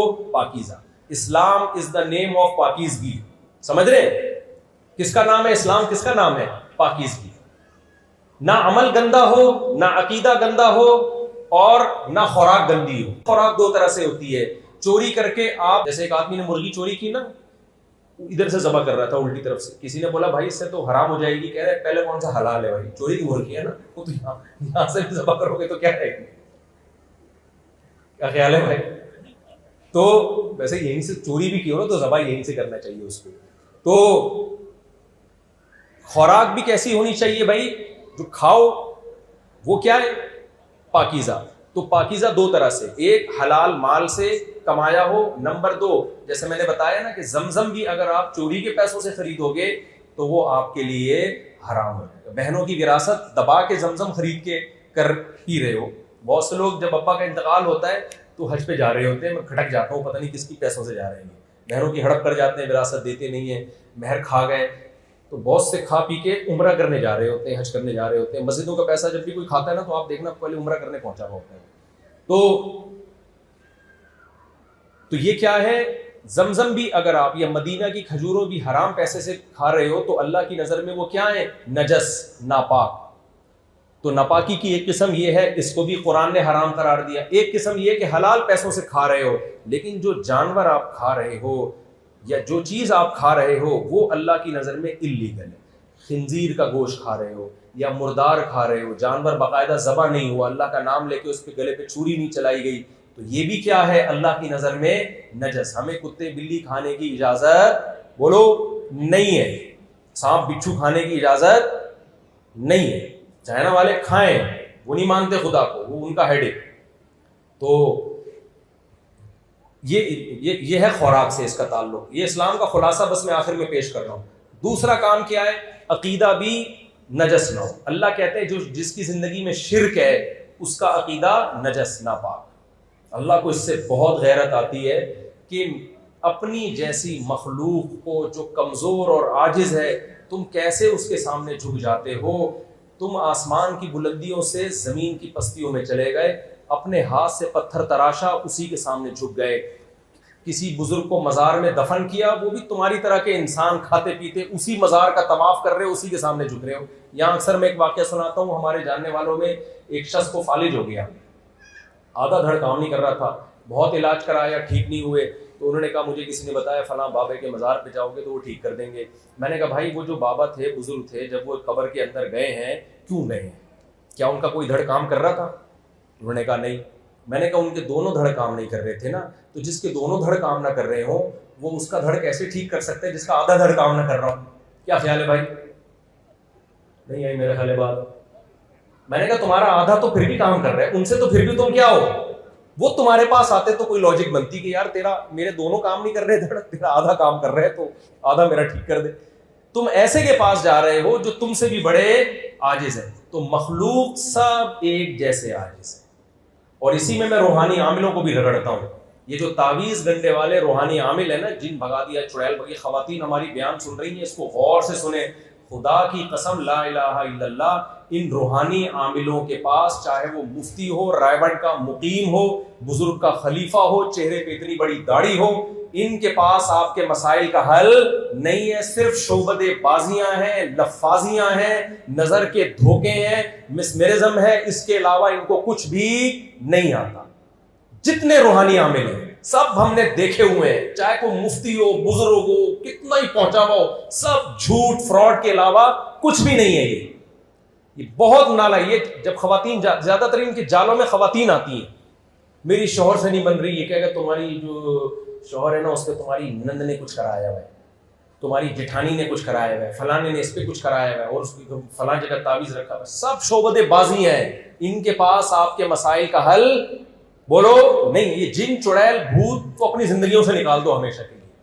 मैं जिन्नात पर ईमान रखता हूं, जिन्नात का वजूद है, लेकिन ऐसे नहीं है जैसे नामिलों ने बनाया हुआ है। जिन्नात का हमसे कोई लेना देना नहीं है। मुझे क्यों नहीं जिन कुछ कह रहा भाई? अब तक इतना मैं इनके खिलाफ बोल रहा हूं, आमिलों के खिलाफ। कोई एक जिन आए हमें तो धमकी दे के जाए ना। ये आमिल लोग कहते हैं हमारे पास इतने जिन्नात हैं, इतने मुवक्किल हैं। ओ भाई, कोई मुवक्किल की लफ्ज ही गलत है। कहते हैं हमजाद होता है आपके साथ। भाई टोटल आप जो हो वो यही हो, कोई आपके साथ कोई दूसरा नहीं है। सब लफाजियां हैं। इसमें खवातीन ने अपनी जिंदगियों को बर्बाद कर दिया है। और जो इनके पास जाएगी ना जो औरत, उसी पे जिन भी आएगा, चुड़ैल भी आएगी और भूत भी आएगा उसी के ऊपर। जी ये दोबारा रिपीट कर देता हूं, कोई मसला है? वो एक आदमी की बीवी पे जिन चढ़ गया ना, किसी ने आके बताया तेरी बीवी पे जिन चढ़ गया, उसने कहा खुद ही भुगतेगा। उसने कहा खुद ही भुगतेगा। गलत जगह उसने पंगा ले लिया है जिन ने। तो मैं दोबारा इस जुमले को रिपीट करता हूं। क्या जुमला कहा था मैंने? फ्रीक्वेंसी के साथ चल रहा था। हाँ, ये खूब जहन में रखें। देखो, जिन, चुड़ैल, भूत, ये असल में तो जिन ही होता है, चुड़ैल भूत कुछ नहीं होते।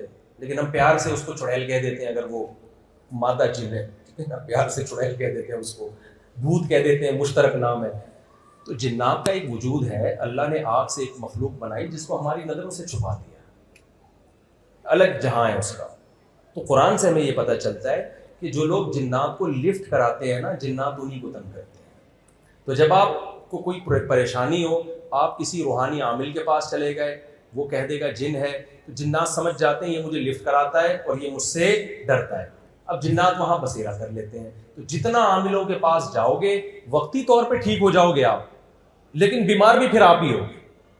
एक दफा ये दिमाग से निकाल दो कि आप पे कोई जिन या भूत आ सकता है, ये किसी ने जादू किया है आपके ऊपर। लोग कहते हैं नबी पे जादू का असर हो गया था। तो देखो, नबी पे जादू का असर इसलिए हुआ था कि लोग आपको जादूगर का होने का ताना देते थे। तो अल्लाह ने इस ताने को आपसे बरी करने के लिए थोड़ा सा असर होने दिया। ताकि लोग आपको जादूगर, यहूदी आपको जादूगर ना कहें। वरना अबू बकर पे क्यों नहीं हो गया जादू, हजरत उस्मान पे क्यों नहीं हो गया, हजरत अली, ऐसे तो बड़े आराम से लोग, इमरान खान ने नवाज शरीफ पे क्यों नहीं कर दिया, नवाज शरीफ ने उस पे क्यों नहीं कर दिया, जरदारी पे क्यों नहीं कर दिया। मौलाना फजलुर रहमान तो मौलाना आदमी है, वो तो फिर यही करते रहते, फूंके लगा लगा के सबको उल्टा कर देते। भाई ये नहीं होता, समझ रहे हो। इतनी अंधी दुनिया में लोग कहते हैं घर में चोरी हुई है, कोई चोर नहीं है। आमिल के पास जाओगे कहेगा आपके घर में असरात हैं। बैंकों में क्यों नहीं हो जाती चोरी भाई। एक साहब मुझे कहने लगे मेरे घर में लॉकर है और मेरे घर में कोई चोर भी नहीं है, क्योंकि पता नहीं पैसे कहाँ से गायब हो रहे हैं, तो मुझे समझ में नहीं आ रहा। और मैंने किसी बुजुर्ग को दिखाया, उन्हें सूंघ के बताया कि कुछ है यहाँ पे। मैंने कहा या तो तू चोर है, ये मैं बता दूं, या तेरे घर में कोई चोर है। और मैंने उसके लोगों को मैंने कहा या तो ये कमबख्त खुद चोर है, क्योंकि चोर कभी इंक्वायरी नहीं करने देता, वो हमेशा किस पे डालेगा, बल्ली, आमिलों पे। जो चोर होता है ना खुद आके इंक्वायरी कर रहा होता है। मैंने ऐसे चोर देखे हैं कि चोरी की और जाके FIR कटा दी कि इसकी चोरी हुई है, काइंडली इसकी मदद करें आप। जो जनाजे पे बहुत ज्यादा रो रहा हो ना, या तो वाकई बहुत मोहब्बत कर रहा होता है या वही कातिल होता है। समझ रहे हो कि नहीं समझ रहे, उसी ने मारा होता है इसलिए रो भी बहुत ज्यादा रो रहा होता है। तो जो ये कह रहा है ना घर में कि कुछ किया हुआ है, समझ लो हो सकता है इसी ने चोरी की हो। तो मैंने कहा घर का चोर है, कोई खुफिया कैमरा लगाओ, बगैर बताए पकड़ा जाएगा। तो इसलिए अपने आप को इन आमिलों के जाल से बोलो निकालो। इनके अपने मसाइल हल नहीं होते, ये तुम्हारे मसाइल कहाँ से हल करेंगे। शोबदे बाजियाँ हैं, नज़र के धोखे हैं, मटके टूटते हुए दिखा देते हैं कि ये मटका टूटा, ये निकला है, सब नज़र के धोखे हैं ये। और ये उन्हीं पे असर होता है जिनकी नज़रें धोखा खा जाती हैं। आप में कॉन्फिडेंस होगा, आपके सामने कुछ भी नहीं तोड़ सकते ये, समझ रहे हैं। कॉन्फिडेंस, कुव्वत इंफियाल कहते हैं ना, असर लेने की सलाहियत। तो ये सब मिसमरिज्म और इसकी किस्में हैं ये। ख़वातीन अपने आप को खुदारा इन चुगलों से बचा के रखें। और ये बड़े नालायक होते हैं, घरों में घुसते हैं ये, इनकी चेहरों की रौनक और दाढ़ियों पे ना जाएं। चोर भी दाढ़ी रख सकता है, मैं नहीं कहता कि दाढ़ी वाले बुरे होते हैं, लेकिन बुरा आदमी भी धोखा देने के लिए दाढ़ी रख सकता है। और लोग कहते हैं वो मुफ्ती हैं। भाई ये पाकिस्तान में पत्थर उठाओ मुफ्ती निकलता है। कोई मैयार है, कोई भी अपने नाम के साथ डॉक्टर लगा दे, कोई भी अपने नाम के साथ मुफ्ती लगा दे, कोई भी अपने नाम के साथ शेखुल हदीस लगा दे। कोई गवर्नमेंट की तरफ से पाबंदी है? कुछ भी नहीं है। तो आप लगाते हैं, आप डॉक्टर फला डॉक्टर PhD डॉक्टर लिख दें कुछ, और सर्टिफिकेट भी मिल जाएगा, इतना बड़ा मसला नहीं है। तो खैर, तो अल्लाह ने क्या फरमाया, इस्लाम का खुलासा किया है, खाओ भी पाकीज़ा। समझ रहे हो, अकीदा भी क्या होना चाहिए, साफ सुथरा। जो होता है एक अल्लाह से होता है। या अय्युहन्नास अंतुमुल फुक़राउ इलल्लाह, ए लोगो सब अल्लाह के मोहताज। सब किसके मोहताज हैं? अल्लाह के। तो और तीसरी चीज वअमलू सालिहा, अमल भी क्या होना चाहिए, पाकीज़ा। दूध पाकीज़ा चीज है, आप पी सकते हैं। शराब पाकीज़ा है या नापाक? बोलो ना भाई। अल्लाह ने कहा एक कतरा भी पीने की इजाजत नहीं। चरस पाकीज़ा है या नापाक? बोलते क्यों नहीं भाई? बोल दे ना, मुंह से बोल दे ताकि नफरत पैदा हो। जितने ड्रग्स आ रहे हैं, आइस ले रहे हैं और हीरोइन है और ये सब चीजें हराम है इस्लाम में, इसलिए कि नापाक है ये। गोरा तो इसलिए अवॉइड करेगा कि सेहत खराब होती हो। भाई सेहत खराब नहीं भी होती हो, कोई भी चीज जो आपके दिमाग को दाएं बाएं कर दे वो आपके लिए हलाल नहीं है। तो खाना भी पाकीज़ा, अमल भी क्या होना चाहिए, सच पाकीज़ा है, झूठ क्या है, बोलो नापाक। झूठ क्या है भाई, नापाक है, तो छोड़ देना चाहिए। नमाज, अल्लाह की इबादत से भागना, ये नापाक अमल है। जिस खुदा ने पैदा किया उसका भी तो कोई हक है। और अल्लाह ने ये थोड़ी कहा 24 घंटे मेरी इबादत करो। अल्लाह ने कहा 5 टाइम हाजिरी दे दो। कितने टाइम हाजिरी दे दो भाई मस्जिद में? 5 टाइम। मेरे सामने झुक जाओ आके। ये नहीं कहा कि सारा दिन नमाज ही पढ़ते रहो। ये जो मैंने आयत पढ़ी थी ना, इसमें अल्लाह ने क्या फरमाया, हमारे नेक बंदे वो ताजिर हैं जिनको तिजारत अल्लाह की याद और नमाज से गाफिल नहीं करती।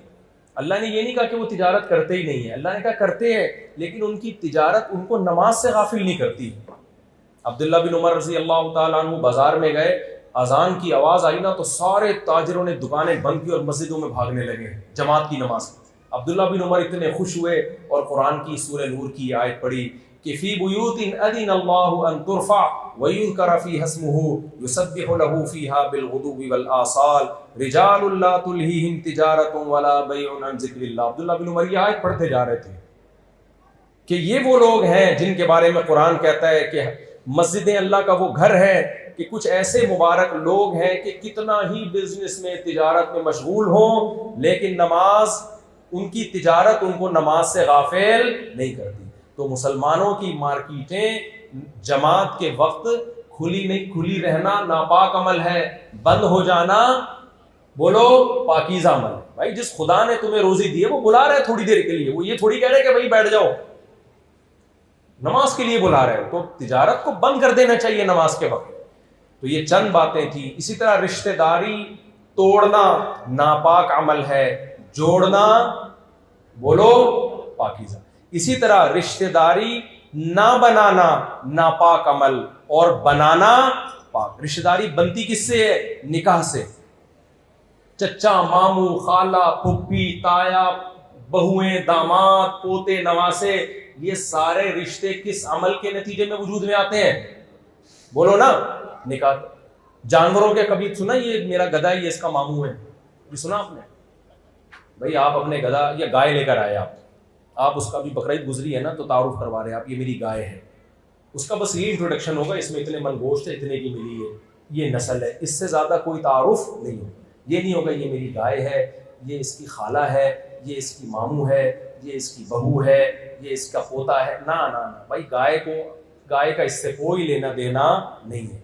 लेकिन जब इंसान का तारुफ होता है, ये जमशेद साहब है जी, ये जमशेद साहब के मामू हैं, ये जमशेद साहब की खाला हैं, ये जमशेद साहब की बहू है, ये जमशेद साहब के दामाद हैं, ये इनका बेटा है, ये इनकी बेटी है, ये इनकी फुप्पी है, ये इनके फुप्पा हैं, ये इनके ताया हैं, ये इनकी मुमानी हैं, ये इनके कज़न हैं।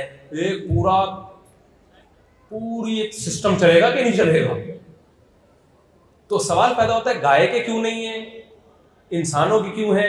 भाई जानवरों में निकाह नहीं होता, मेल फीमेल में फिजिकल रिलेशन उनके भी होता है, इंसानों में भी होता है, लेकिन इंसानों में निकाह के बाद रिलेशन होता है जिससे रिश्ते बनते हैं, और जानवरों में विदाउट मैरिज रिलेशन होता है जिससे नस्ल तो पैदा होती है, रिश्ते वजूद में नहीं आते। तभी तो गोरों में नस्ल तो पैदा हो रही है लेकिन विदाउट मैरिज हो रही है, इसलिए अब्बा मार्केट से शॉर्ट, दादा भी शॉर्ट, बहू भी, दामाद भी, कजन भी, सब खत्म होता जा रहा है। अभी भी हैं बहुत सौ के, लेकिन आहिस्ता आहिस्ता वो भी आप 40-50 साल में बिल्कुल ही खत्म हो जाएंगे। फिर अब रिलेशन तो चाहिए ना उनको, तो अब रिलेशन के लिए ऑल्टरनेट है कुत्ता। हर बूढ़े के हाथ में कुत्ता होगा जिससे वो दिल बहलाएगा। तो ये जिंदगी अच्छी है या ये जिंदगी अच्छी है कि आप बालिग होते ही अपने बेटे बेटी की शादी करें आप, ताकि रिलेशन वजूद में बोलो आए। खलक़ लकुम मिन अनफुसिकुम अज़वाजा, कुरान कहता है अल्लाह ने एहसान किया, तुम्हारे लिए बीवी को पैदा किया। गर्लफ्रेंड का कुरान में कहीं तस्करा नहीं है, बल्कि कुरान वला मुत्तखिदाती अखदान कह के गर्लफ्रेंड के रिश्ते को एक हराम, पलीद और नापाक रिश्ता बना रहा है। इसलिए जब कोई बताया करे मेरी गर्लफ्रेंड है, तो आप बोलो उसको एप्रिशिएट ना किया करो, आप बोलो कमबख्त इंसान है, काम भंगियों और चमारों वाले कर रहा है, ये बोला करो उसको। नहीं है मेरा ख्याल है वास्तव, बोले ये गधे घोड़ों का काम है। फिजिकल रिलेशन किसका होता है? इंसानों का, ये गधे घोड़ों का, गधे घोड़ों का होता है ना, इंसानों का होता है लेकिन निकाह के बाद होता है। गधों की कोई बीवी होती है कि ये गधी इसकी वाइफ है? भाई आज ये है, कल वो होगी, परसों बोलते क्यों नहीं यार कोई और होगी। तो ये गधे घोड़ों का काम है। गर्लफ्रेंड रखना इंसानों का काम नहीं है, गधे घोड़ों का काम है। इस्लाम में एक रिश्ता है औरत के साथ, वो आपकी बीवी होगी बस, दूसरा और कोई रिलेशन नहीं है। तो इसलिए निकाह पाकीज़ा अमल, पैगंबरों की सुन्नत, हर पैगंबर ने निकाह किया है सिवाय ईसा अलैहिस्सलाम के, वो भी जब कुर्ब क़यामत में नाजिल होंगे तो निकाह करेंगे।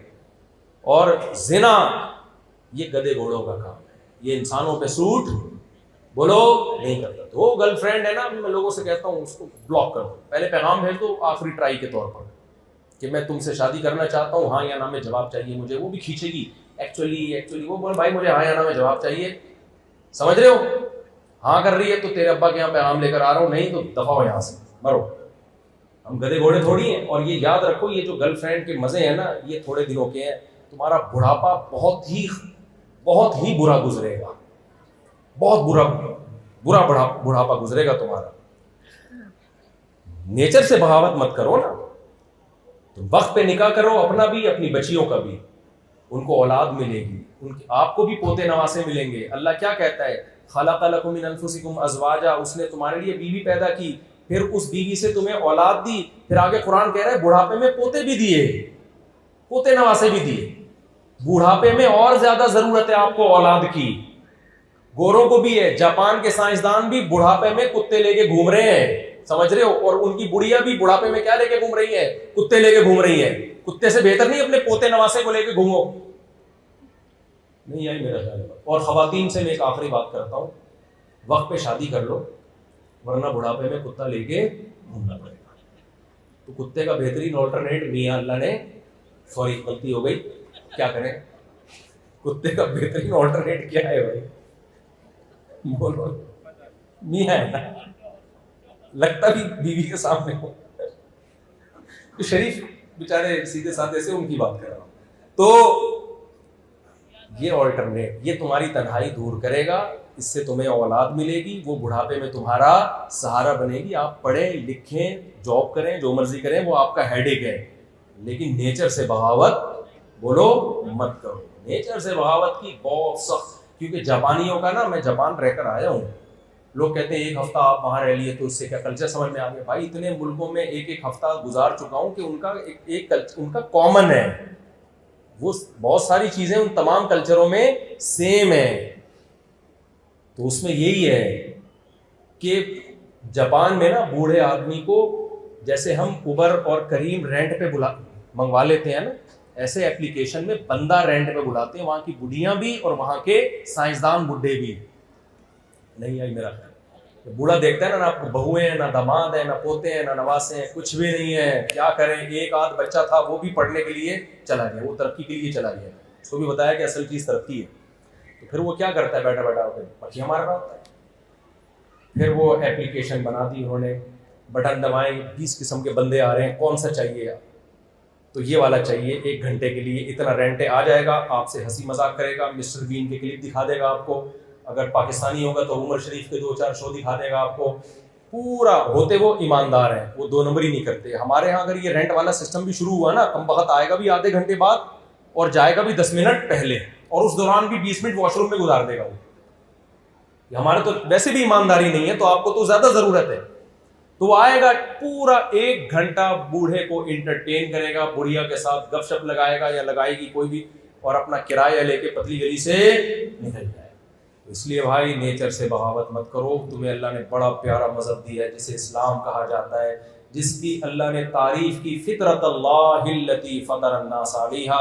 ये वो नेचर है जिस पे अल्लाह ने इंसानों को पैदा किया। तो खवातीन से गुजारिश करूंगा, पर्दे को अपना मामूल बनाएं, अपने घरों को आबाद करने की कोशिश करें। गीबतों से घर बर्बाद होते हैं, आबाद नहीं होते। किसी ने कहा ना कि कौन सा ऐसा इदारा है जहां खवातीन जॉब नहीं कर सकती। बहुत माजरत में उन खवातीन की बात कर रहा हूँ जो बयान नहीं सुन रही हैं, जो यहाँ बैठी हुई हैं, उनकी मैं बात ही नहीं कर रहा। तो किसी ने पूछा कौन सा इदारा ऐसा है जहाँ खवातीन जॉब नहीं कर सकती। उसने कहा फायर ब्रिगेड के अमले में वो जॉब नहीं कर सकती। क्यों भाई? उसने बताया कि खवातीन का काम आग लगाना है, आग बुझाना नहीं है। मैं उन खवातीन की बात कर ही नहीं जो यहाँ बैठी हुई है, तो गुस्सा होने की जरूरत बिल्कुल भी नहीं। मैं उनकी बात ही नहीं कर रहा, मैं उनके अलावा की बात कर रहा हूँ। तो घरों में क्या है, गीबतों के जरिए ना, सास को नन से लड़ा दिया, उसको बहू से लड़ा दिया, उसको इधर से लड़ा दिया, उधर लड़ा दिया। ये कोई जुल्म की कोई बात ही नहीं कर रहा है। तो घर जोड़ना भी औरत का काम है, तोड़ना भी किसका काम है? औरत का काम। अल्लाह ताला से दुआ है कि इस्लाम के पाकीज़ा अहकाम पर अल्लाह हम सबको अमल की तौफीक अता फरमाए, और इन 2 बच्चों की जो माशाल्लाह शादी हो रही है, अल्लाह ताला इनको खुशियाँ नसीब करे, इनके घरों को आबाद करे, और दुनिया और आखिरत की अल्लाह इनको भलाइयाँ और तरक्की। अच्छा भाई, आजकल शादियों में ना मिस गैदरिंग का बड़ा रिवाज है। देखो, अल्लाह की एक होती है नाफरमानी, एक होती है बगावत। नाफरमानी क्या होती है? आपका सुट्टा लगाने का दिल कर रहा था, बहुत आप अफसोस हुआ आपको, यार हराम है, नाजायज़ है, गलत है, फिर दिल ललचाया, आपने सुट्टा लगा लिया चुपके से, फिर तौबा इस्तिग़फ़ार की। आप कोई आंटी गुजर रही थी, आपका देखने का दिल किया, आपने कहा यार गलत है, अल्लाह ने कहा है कि सिर्फ अपनी बीवी को देख सकते हो, किसी और की बीवी को बोलो नहीं देख सकते, फिर भी आपकी नज़र उड़ गई, फिर आपने तौबा इस्तिग़फ़ार किया, ये भी गुनाह है। लेकिन एक होती है बगावत। बगावत का मतलब ये है कि बेलज़्ज़त गुनाह, कोई इसमें कोई खास फायदा भी नहीं है, कोई दिल भी नहीं ललचा रहा, मैं वही। अब शादियों में अगर पार्टीशन कर दी जाए, मर्द इधर हो खवातीन इधर हो, तो इससे क्या क़यामत आ जाएगी भाई? बोलो ना, कोई क़यामत आ जाएगी इससे? लेकिन आप कहते हैं नहीं, अल्लाह कह रहा है कि भाई मर्द और औरत का इख्तिलात बोलो नहीं होना चाहिए। आप क्या कह रहे हो? नहीं भाई हम मॉडर्न बनने की कोशिश करेंगे, ये तकियानूस लोगों का काम है, खवातीन उधर मर्द इधर, पुराने जमाने के। लगता है ये पढ़े लिखे लोग नहीं है, लगता है ये इनका कोई एजुकेशन से तो इनका कोई ताल्लुक कभी लगता है ये कोई ऊंची फैमिली है ही नहीं, लिहाजा पार्टीशन नहीं होगी, हम मॉडर्न लोग हैं। हमारी खवातीन कपड़े वपड़े ये बहुत ये पुराने ज़माने के लोगों का काम। आप जितना मॉडर्न इलाकों में जाओगे ना, कपड़े मार्केट से उतने ही शॉर्ट होते नजर आएंगे। यानी किसी ने खूब तबसरा किया है कि खवातीन के कपड़ों पे पैसा बहुत लग रहा है, कपड़ा नहीं लग रहा। समझ रहे हैं? कपड़ा वो नहीं लग रहा। तो अब पार्टीशन हो सकती है भाई, मर्द इधर आ जाए खवातीन उधर चली जाए, लेकिन चूंकि मजहब का हुक्म है, अल्लाह का हुक्म है जिसने हमें पैदा किया, तो उस हुक्म की 2 टके की वैल्यू नहीं। तो ये नाफरमानी नहीं है, ये क्या है? बगावत है। हालांकि क्या हो जाएगा मिस गैदरिंग में? क्या फायदा होगा आपको? क्या फायदा हो? कितनी आजकल बेहयाई इतनी आम है, जिसने बदनजरी करनी होती है इंटरनेट पे इतने जराए हैं उसके लिए, बहुत सारी जगहों पे वो जा सकता है। तो इसमें क्या हो जाएगा? सिर्फ ये कि हम मॉडर्न लोग हैं, ये शो करना होता है अपने आप को, हम पढ़े लिखे लोग हैं, दकियानूस नहीं है। यानी हमारी नजर में मजहब की और मजहब की ना 2 टके की हैसियत नहीं है, ये शो करना होता है। इस पर अल्लाह को बहुत गज़ब है। इसलिए खुदारा शादियों में मिस गैदरिंग के रिवाज को खत्म करें। आना ही है ना, हम मना थोड़ी कर रहे हैं कि खवातीन को आप दावत न दें, मर्दों को दावत न दें। भाई बुलाएं दोनों को, बेगम उस डिपार्टमेंट में चली जाए, मियाँ इधर वो आ जाए। क्योंकि जब बेगम इधर को आएंगी ना, तो आप अपनी बेगम को नहीं देखोगे, आपकी बेगम को कोई और देखेगा, और आप देखोगे किसी और की बेगम को। आपसे मेरी मुराद है आपके अलावा। आप गुस्सा ना हो जाए कि हमारे बारे में सब कैसी रिपोर्टें पेश कर रहे हैं, यानी आपके अलावा लोगों की बात कर रहा हूँ। कि फिर अपनी बेगम को कौन देखता है भाई? फिर तो वो उसकी बेगम को देखेगा, वो उसकी बच्चियों को देखेगा। वो सबको पता है क्या हो रहा है, इतने घुलने बनने की जरूरत बोलो नहीं। तो मजहब से बगावत मत करो मेरे भाई। और गोरा जो है ना, जिस स्टेज पे आज पहुंचा हुआ है, वो आज नहीं है, पहले उन्होंने यही बेहतियातियां की। होते होते होते होते ब्रॉड माइंडेड बनते बनते अब्बा मार्केट से क्या हो गए? शॉर्ट। तो आपका अंजाम भी यही होगा, समझ रहे हो? औलाद की जगह कुत्ते आएंगे और अब्बा मार्केट से शॉर्ट। तो अब्बा की जगह भी कुत्ता संभालेगा, और औलाद की जगह भी कुत्ता, दामाद की जगह भी कुत्ता, बहू की जगह भी कुत्ता। तो कुत्ते पे इतनी जिम्मेदारियां मत डालो मेरा, वो कुत्ता है, वो इंसान नहीं। अल्लाह ताला हमें समझने की अमल की तौफीक अता फरमाए। वो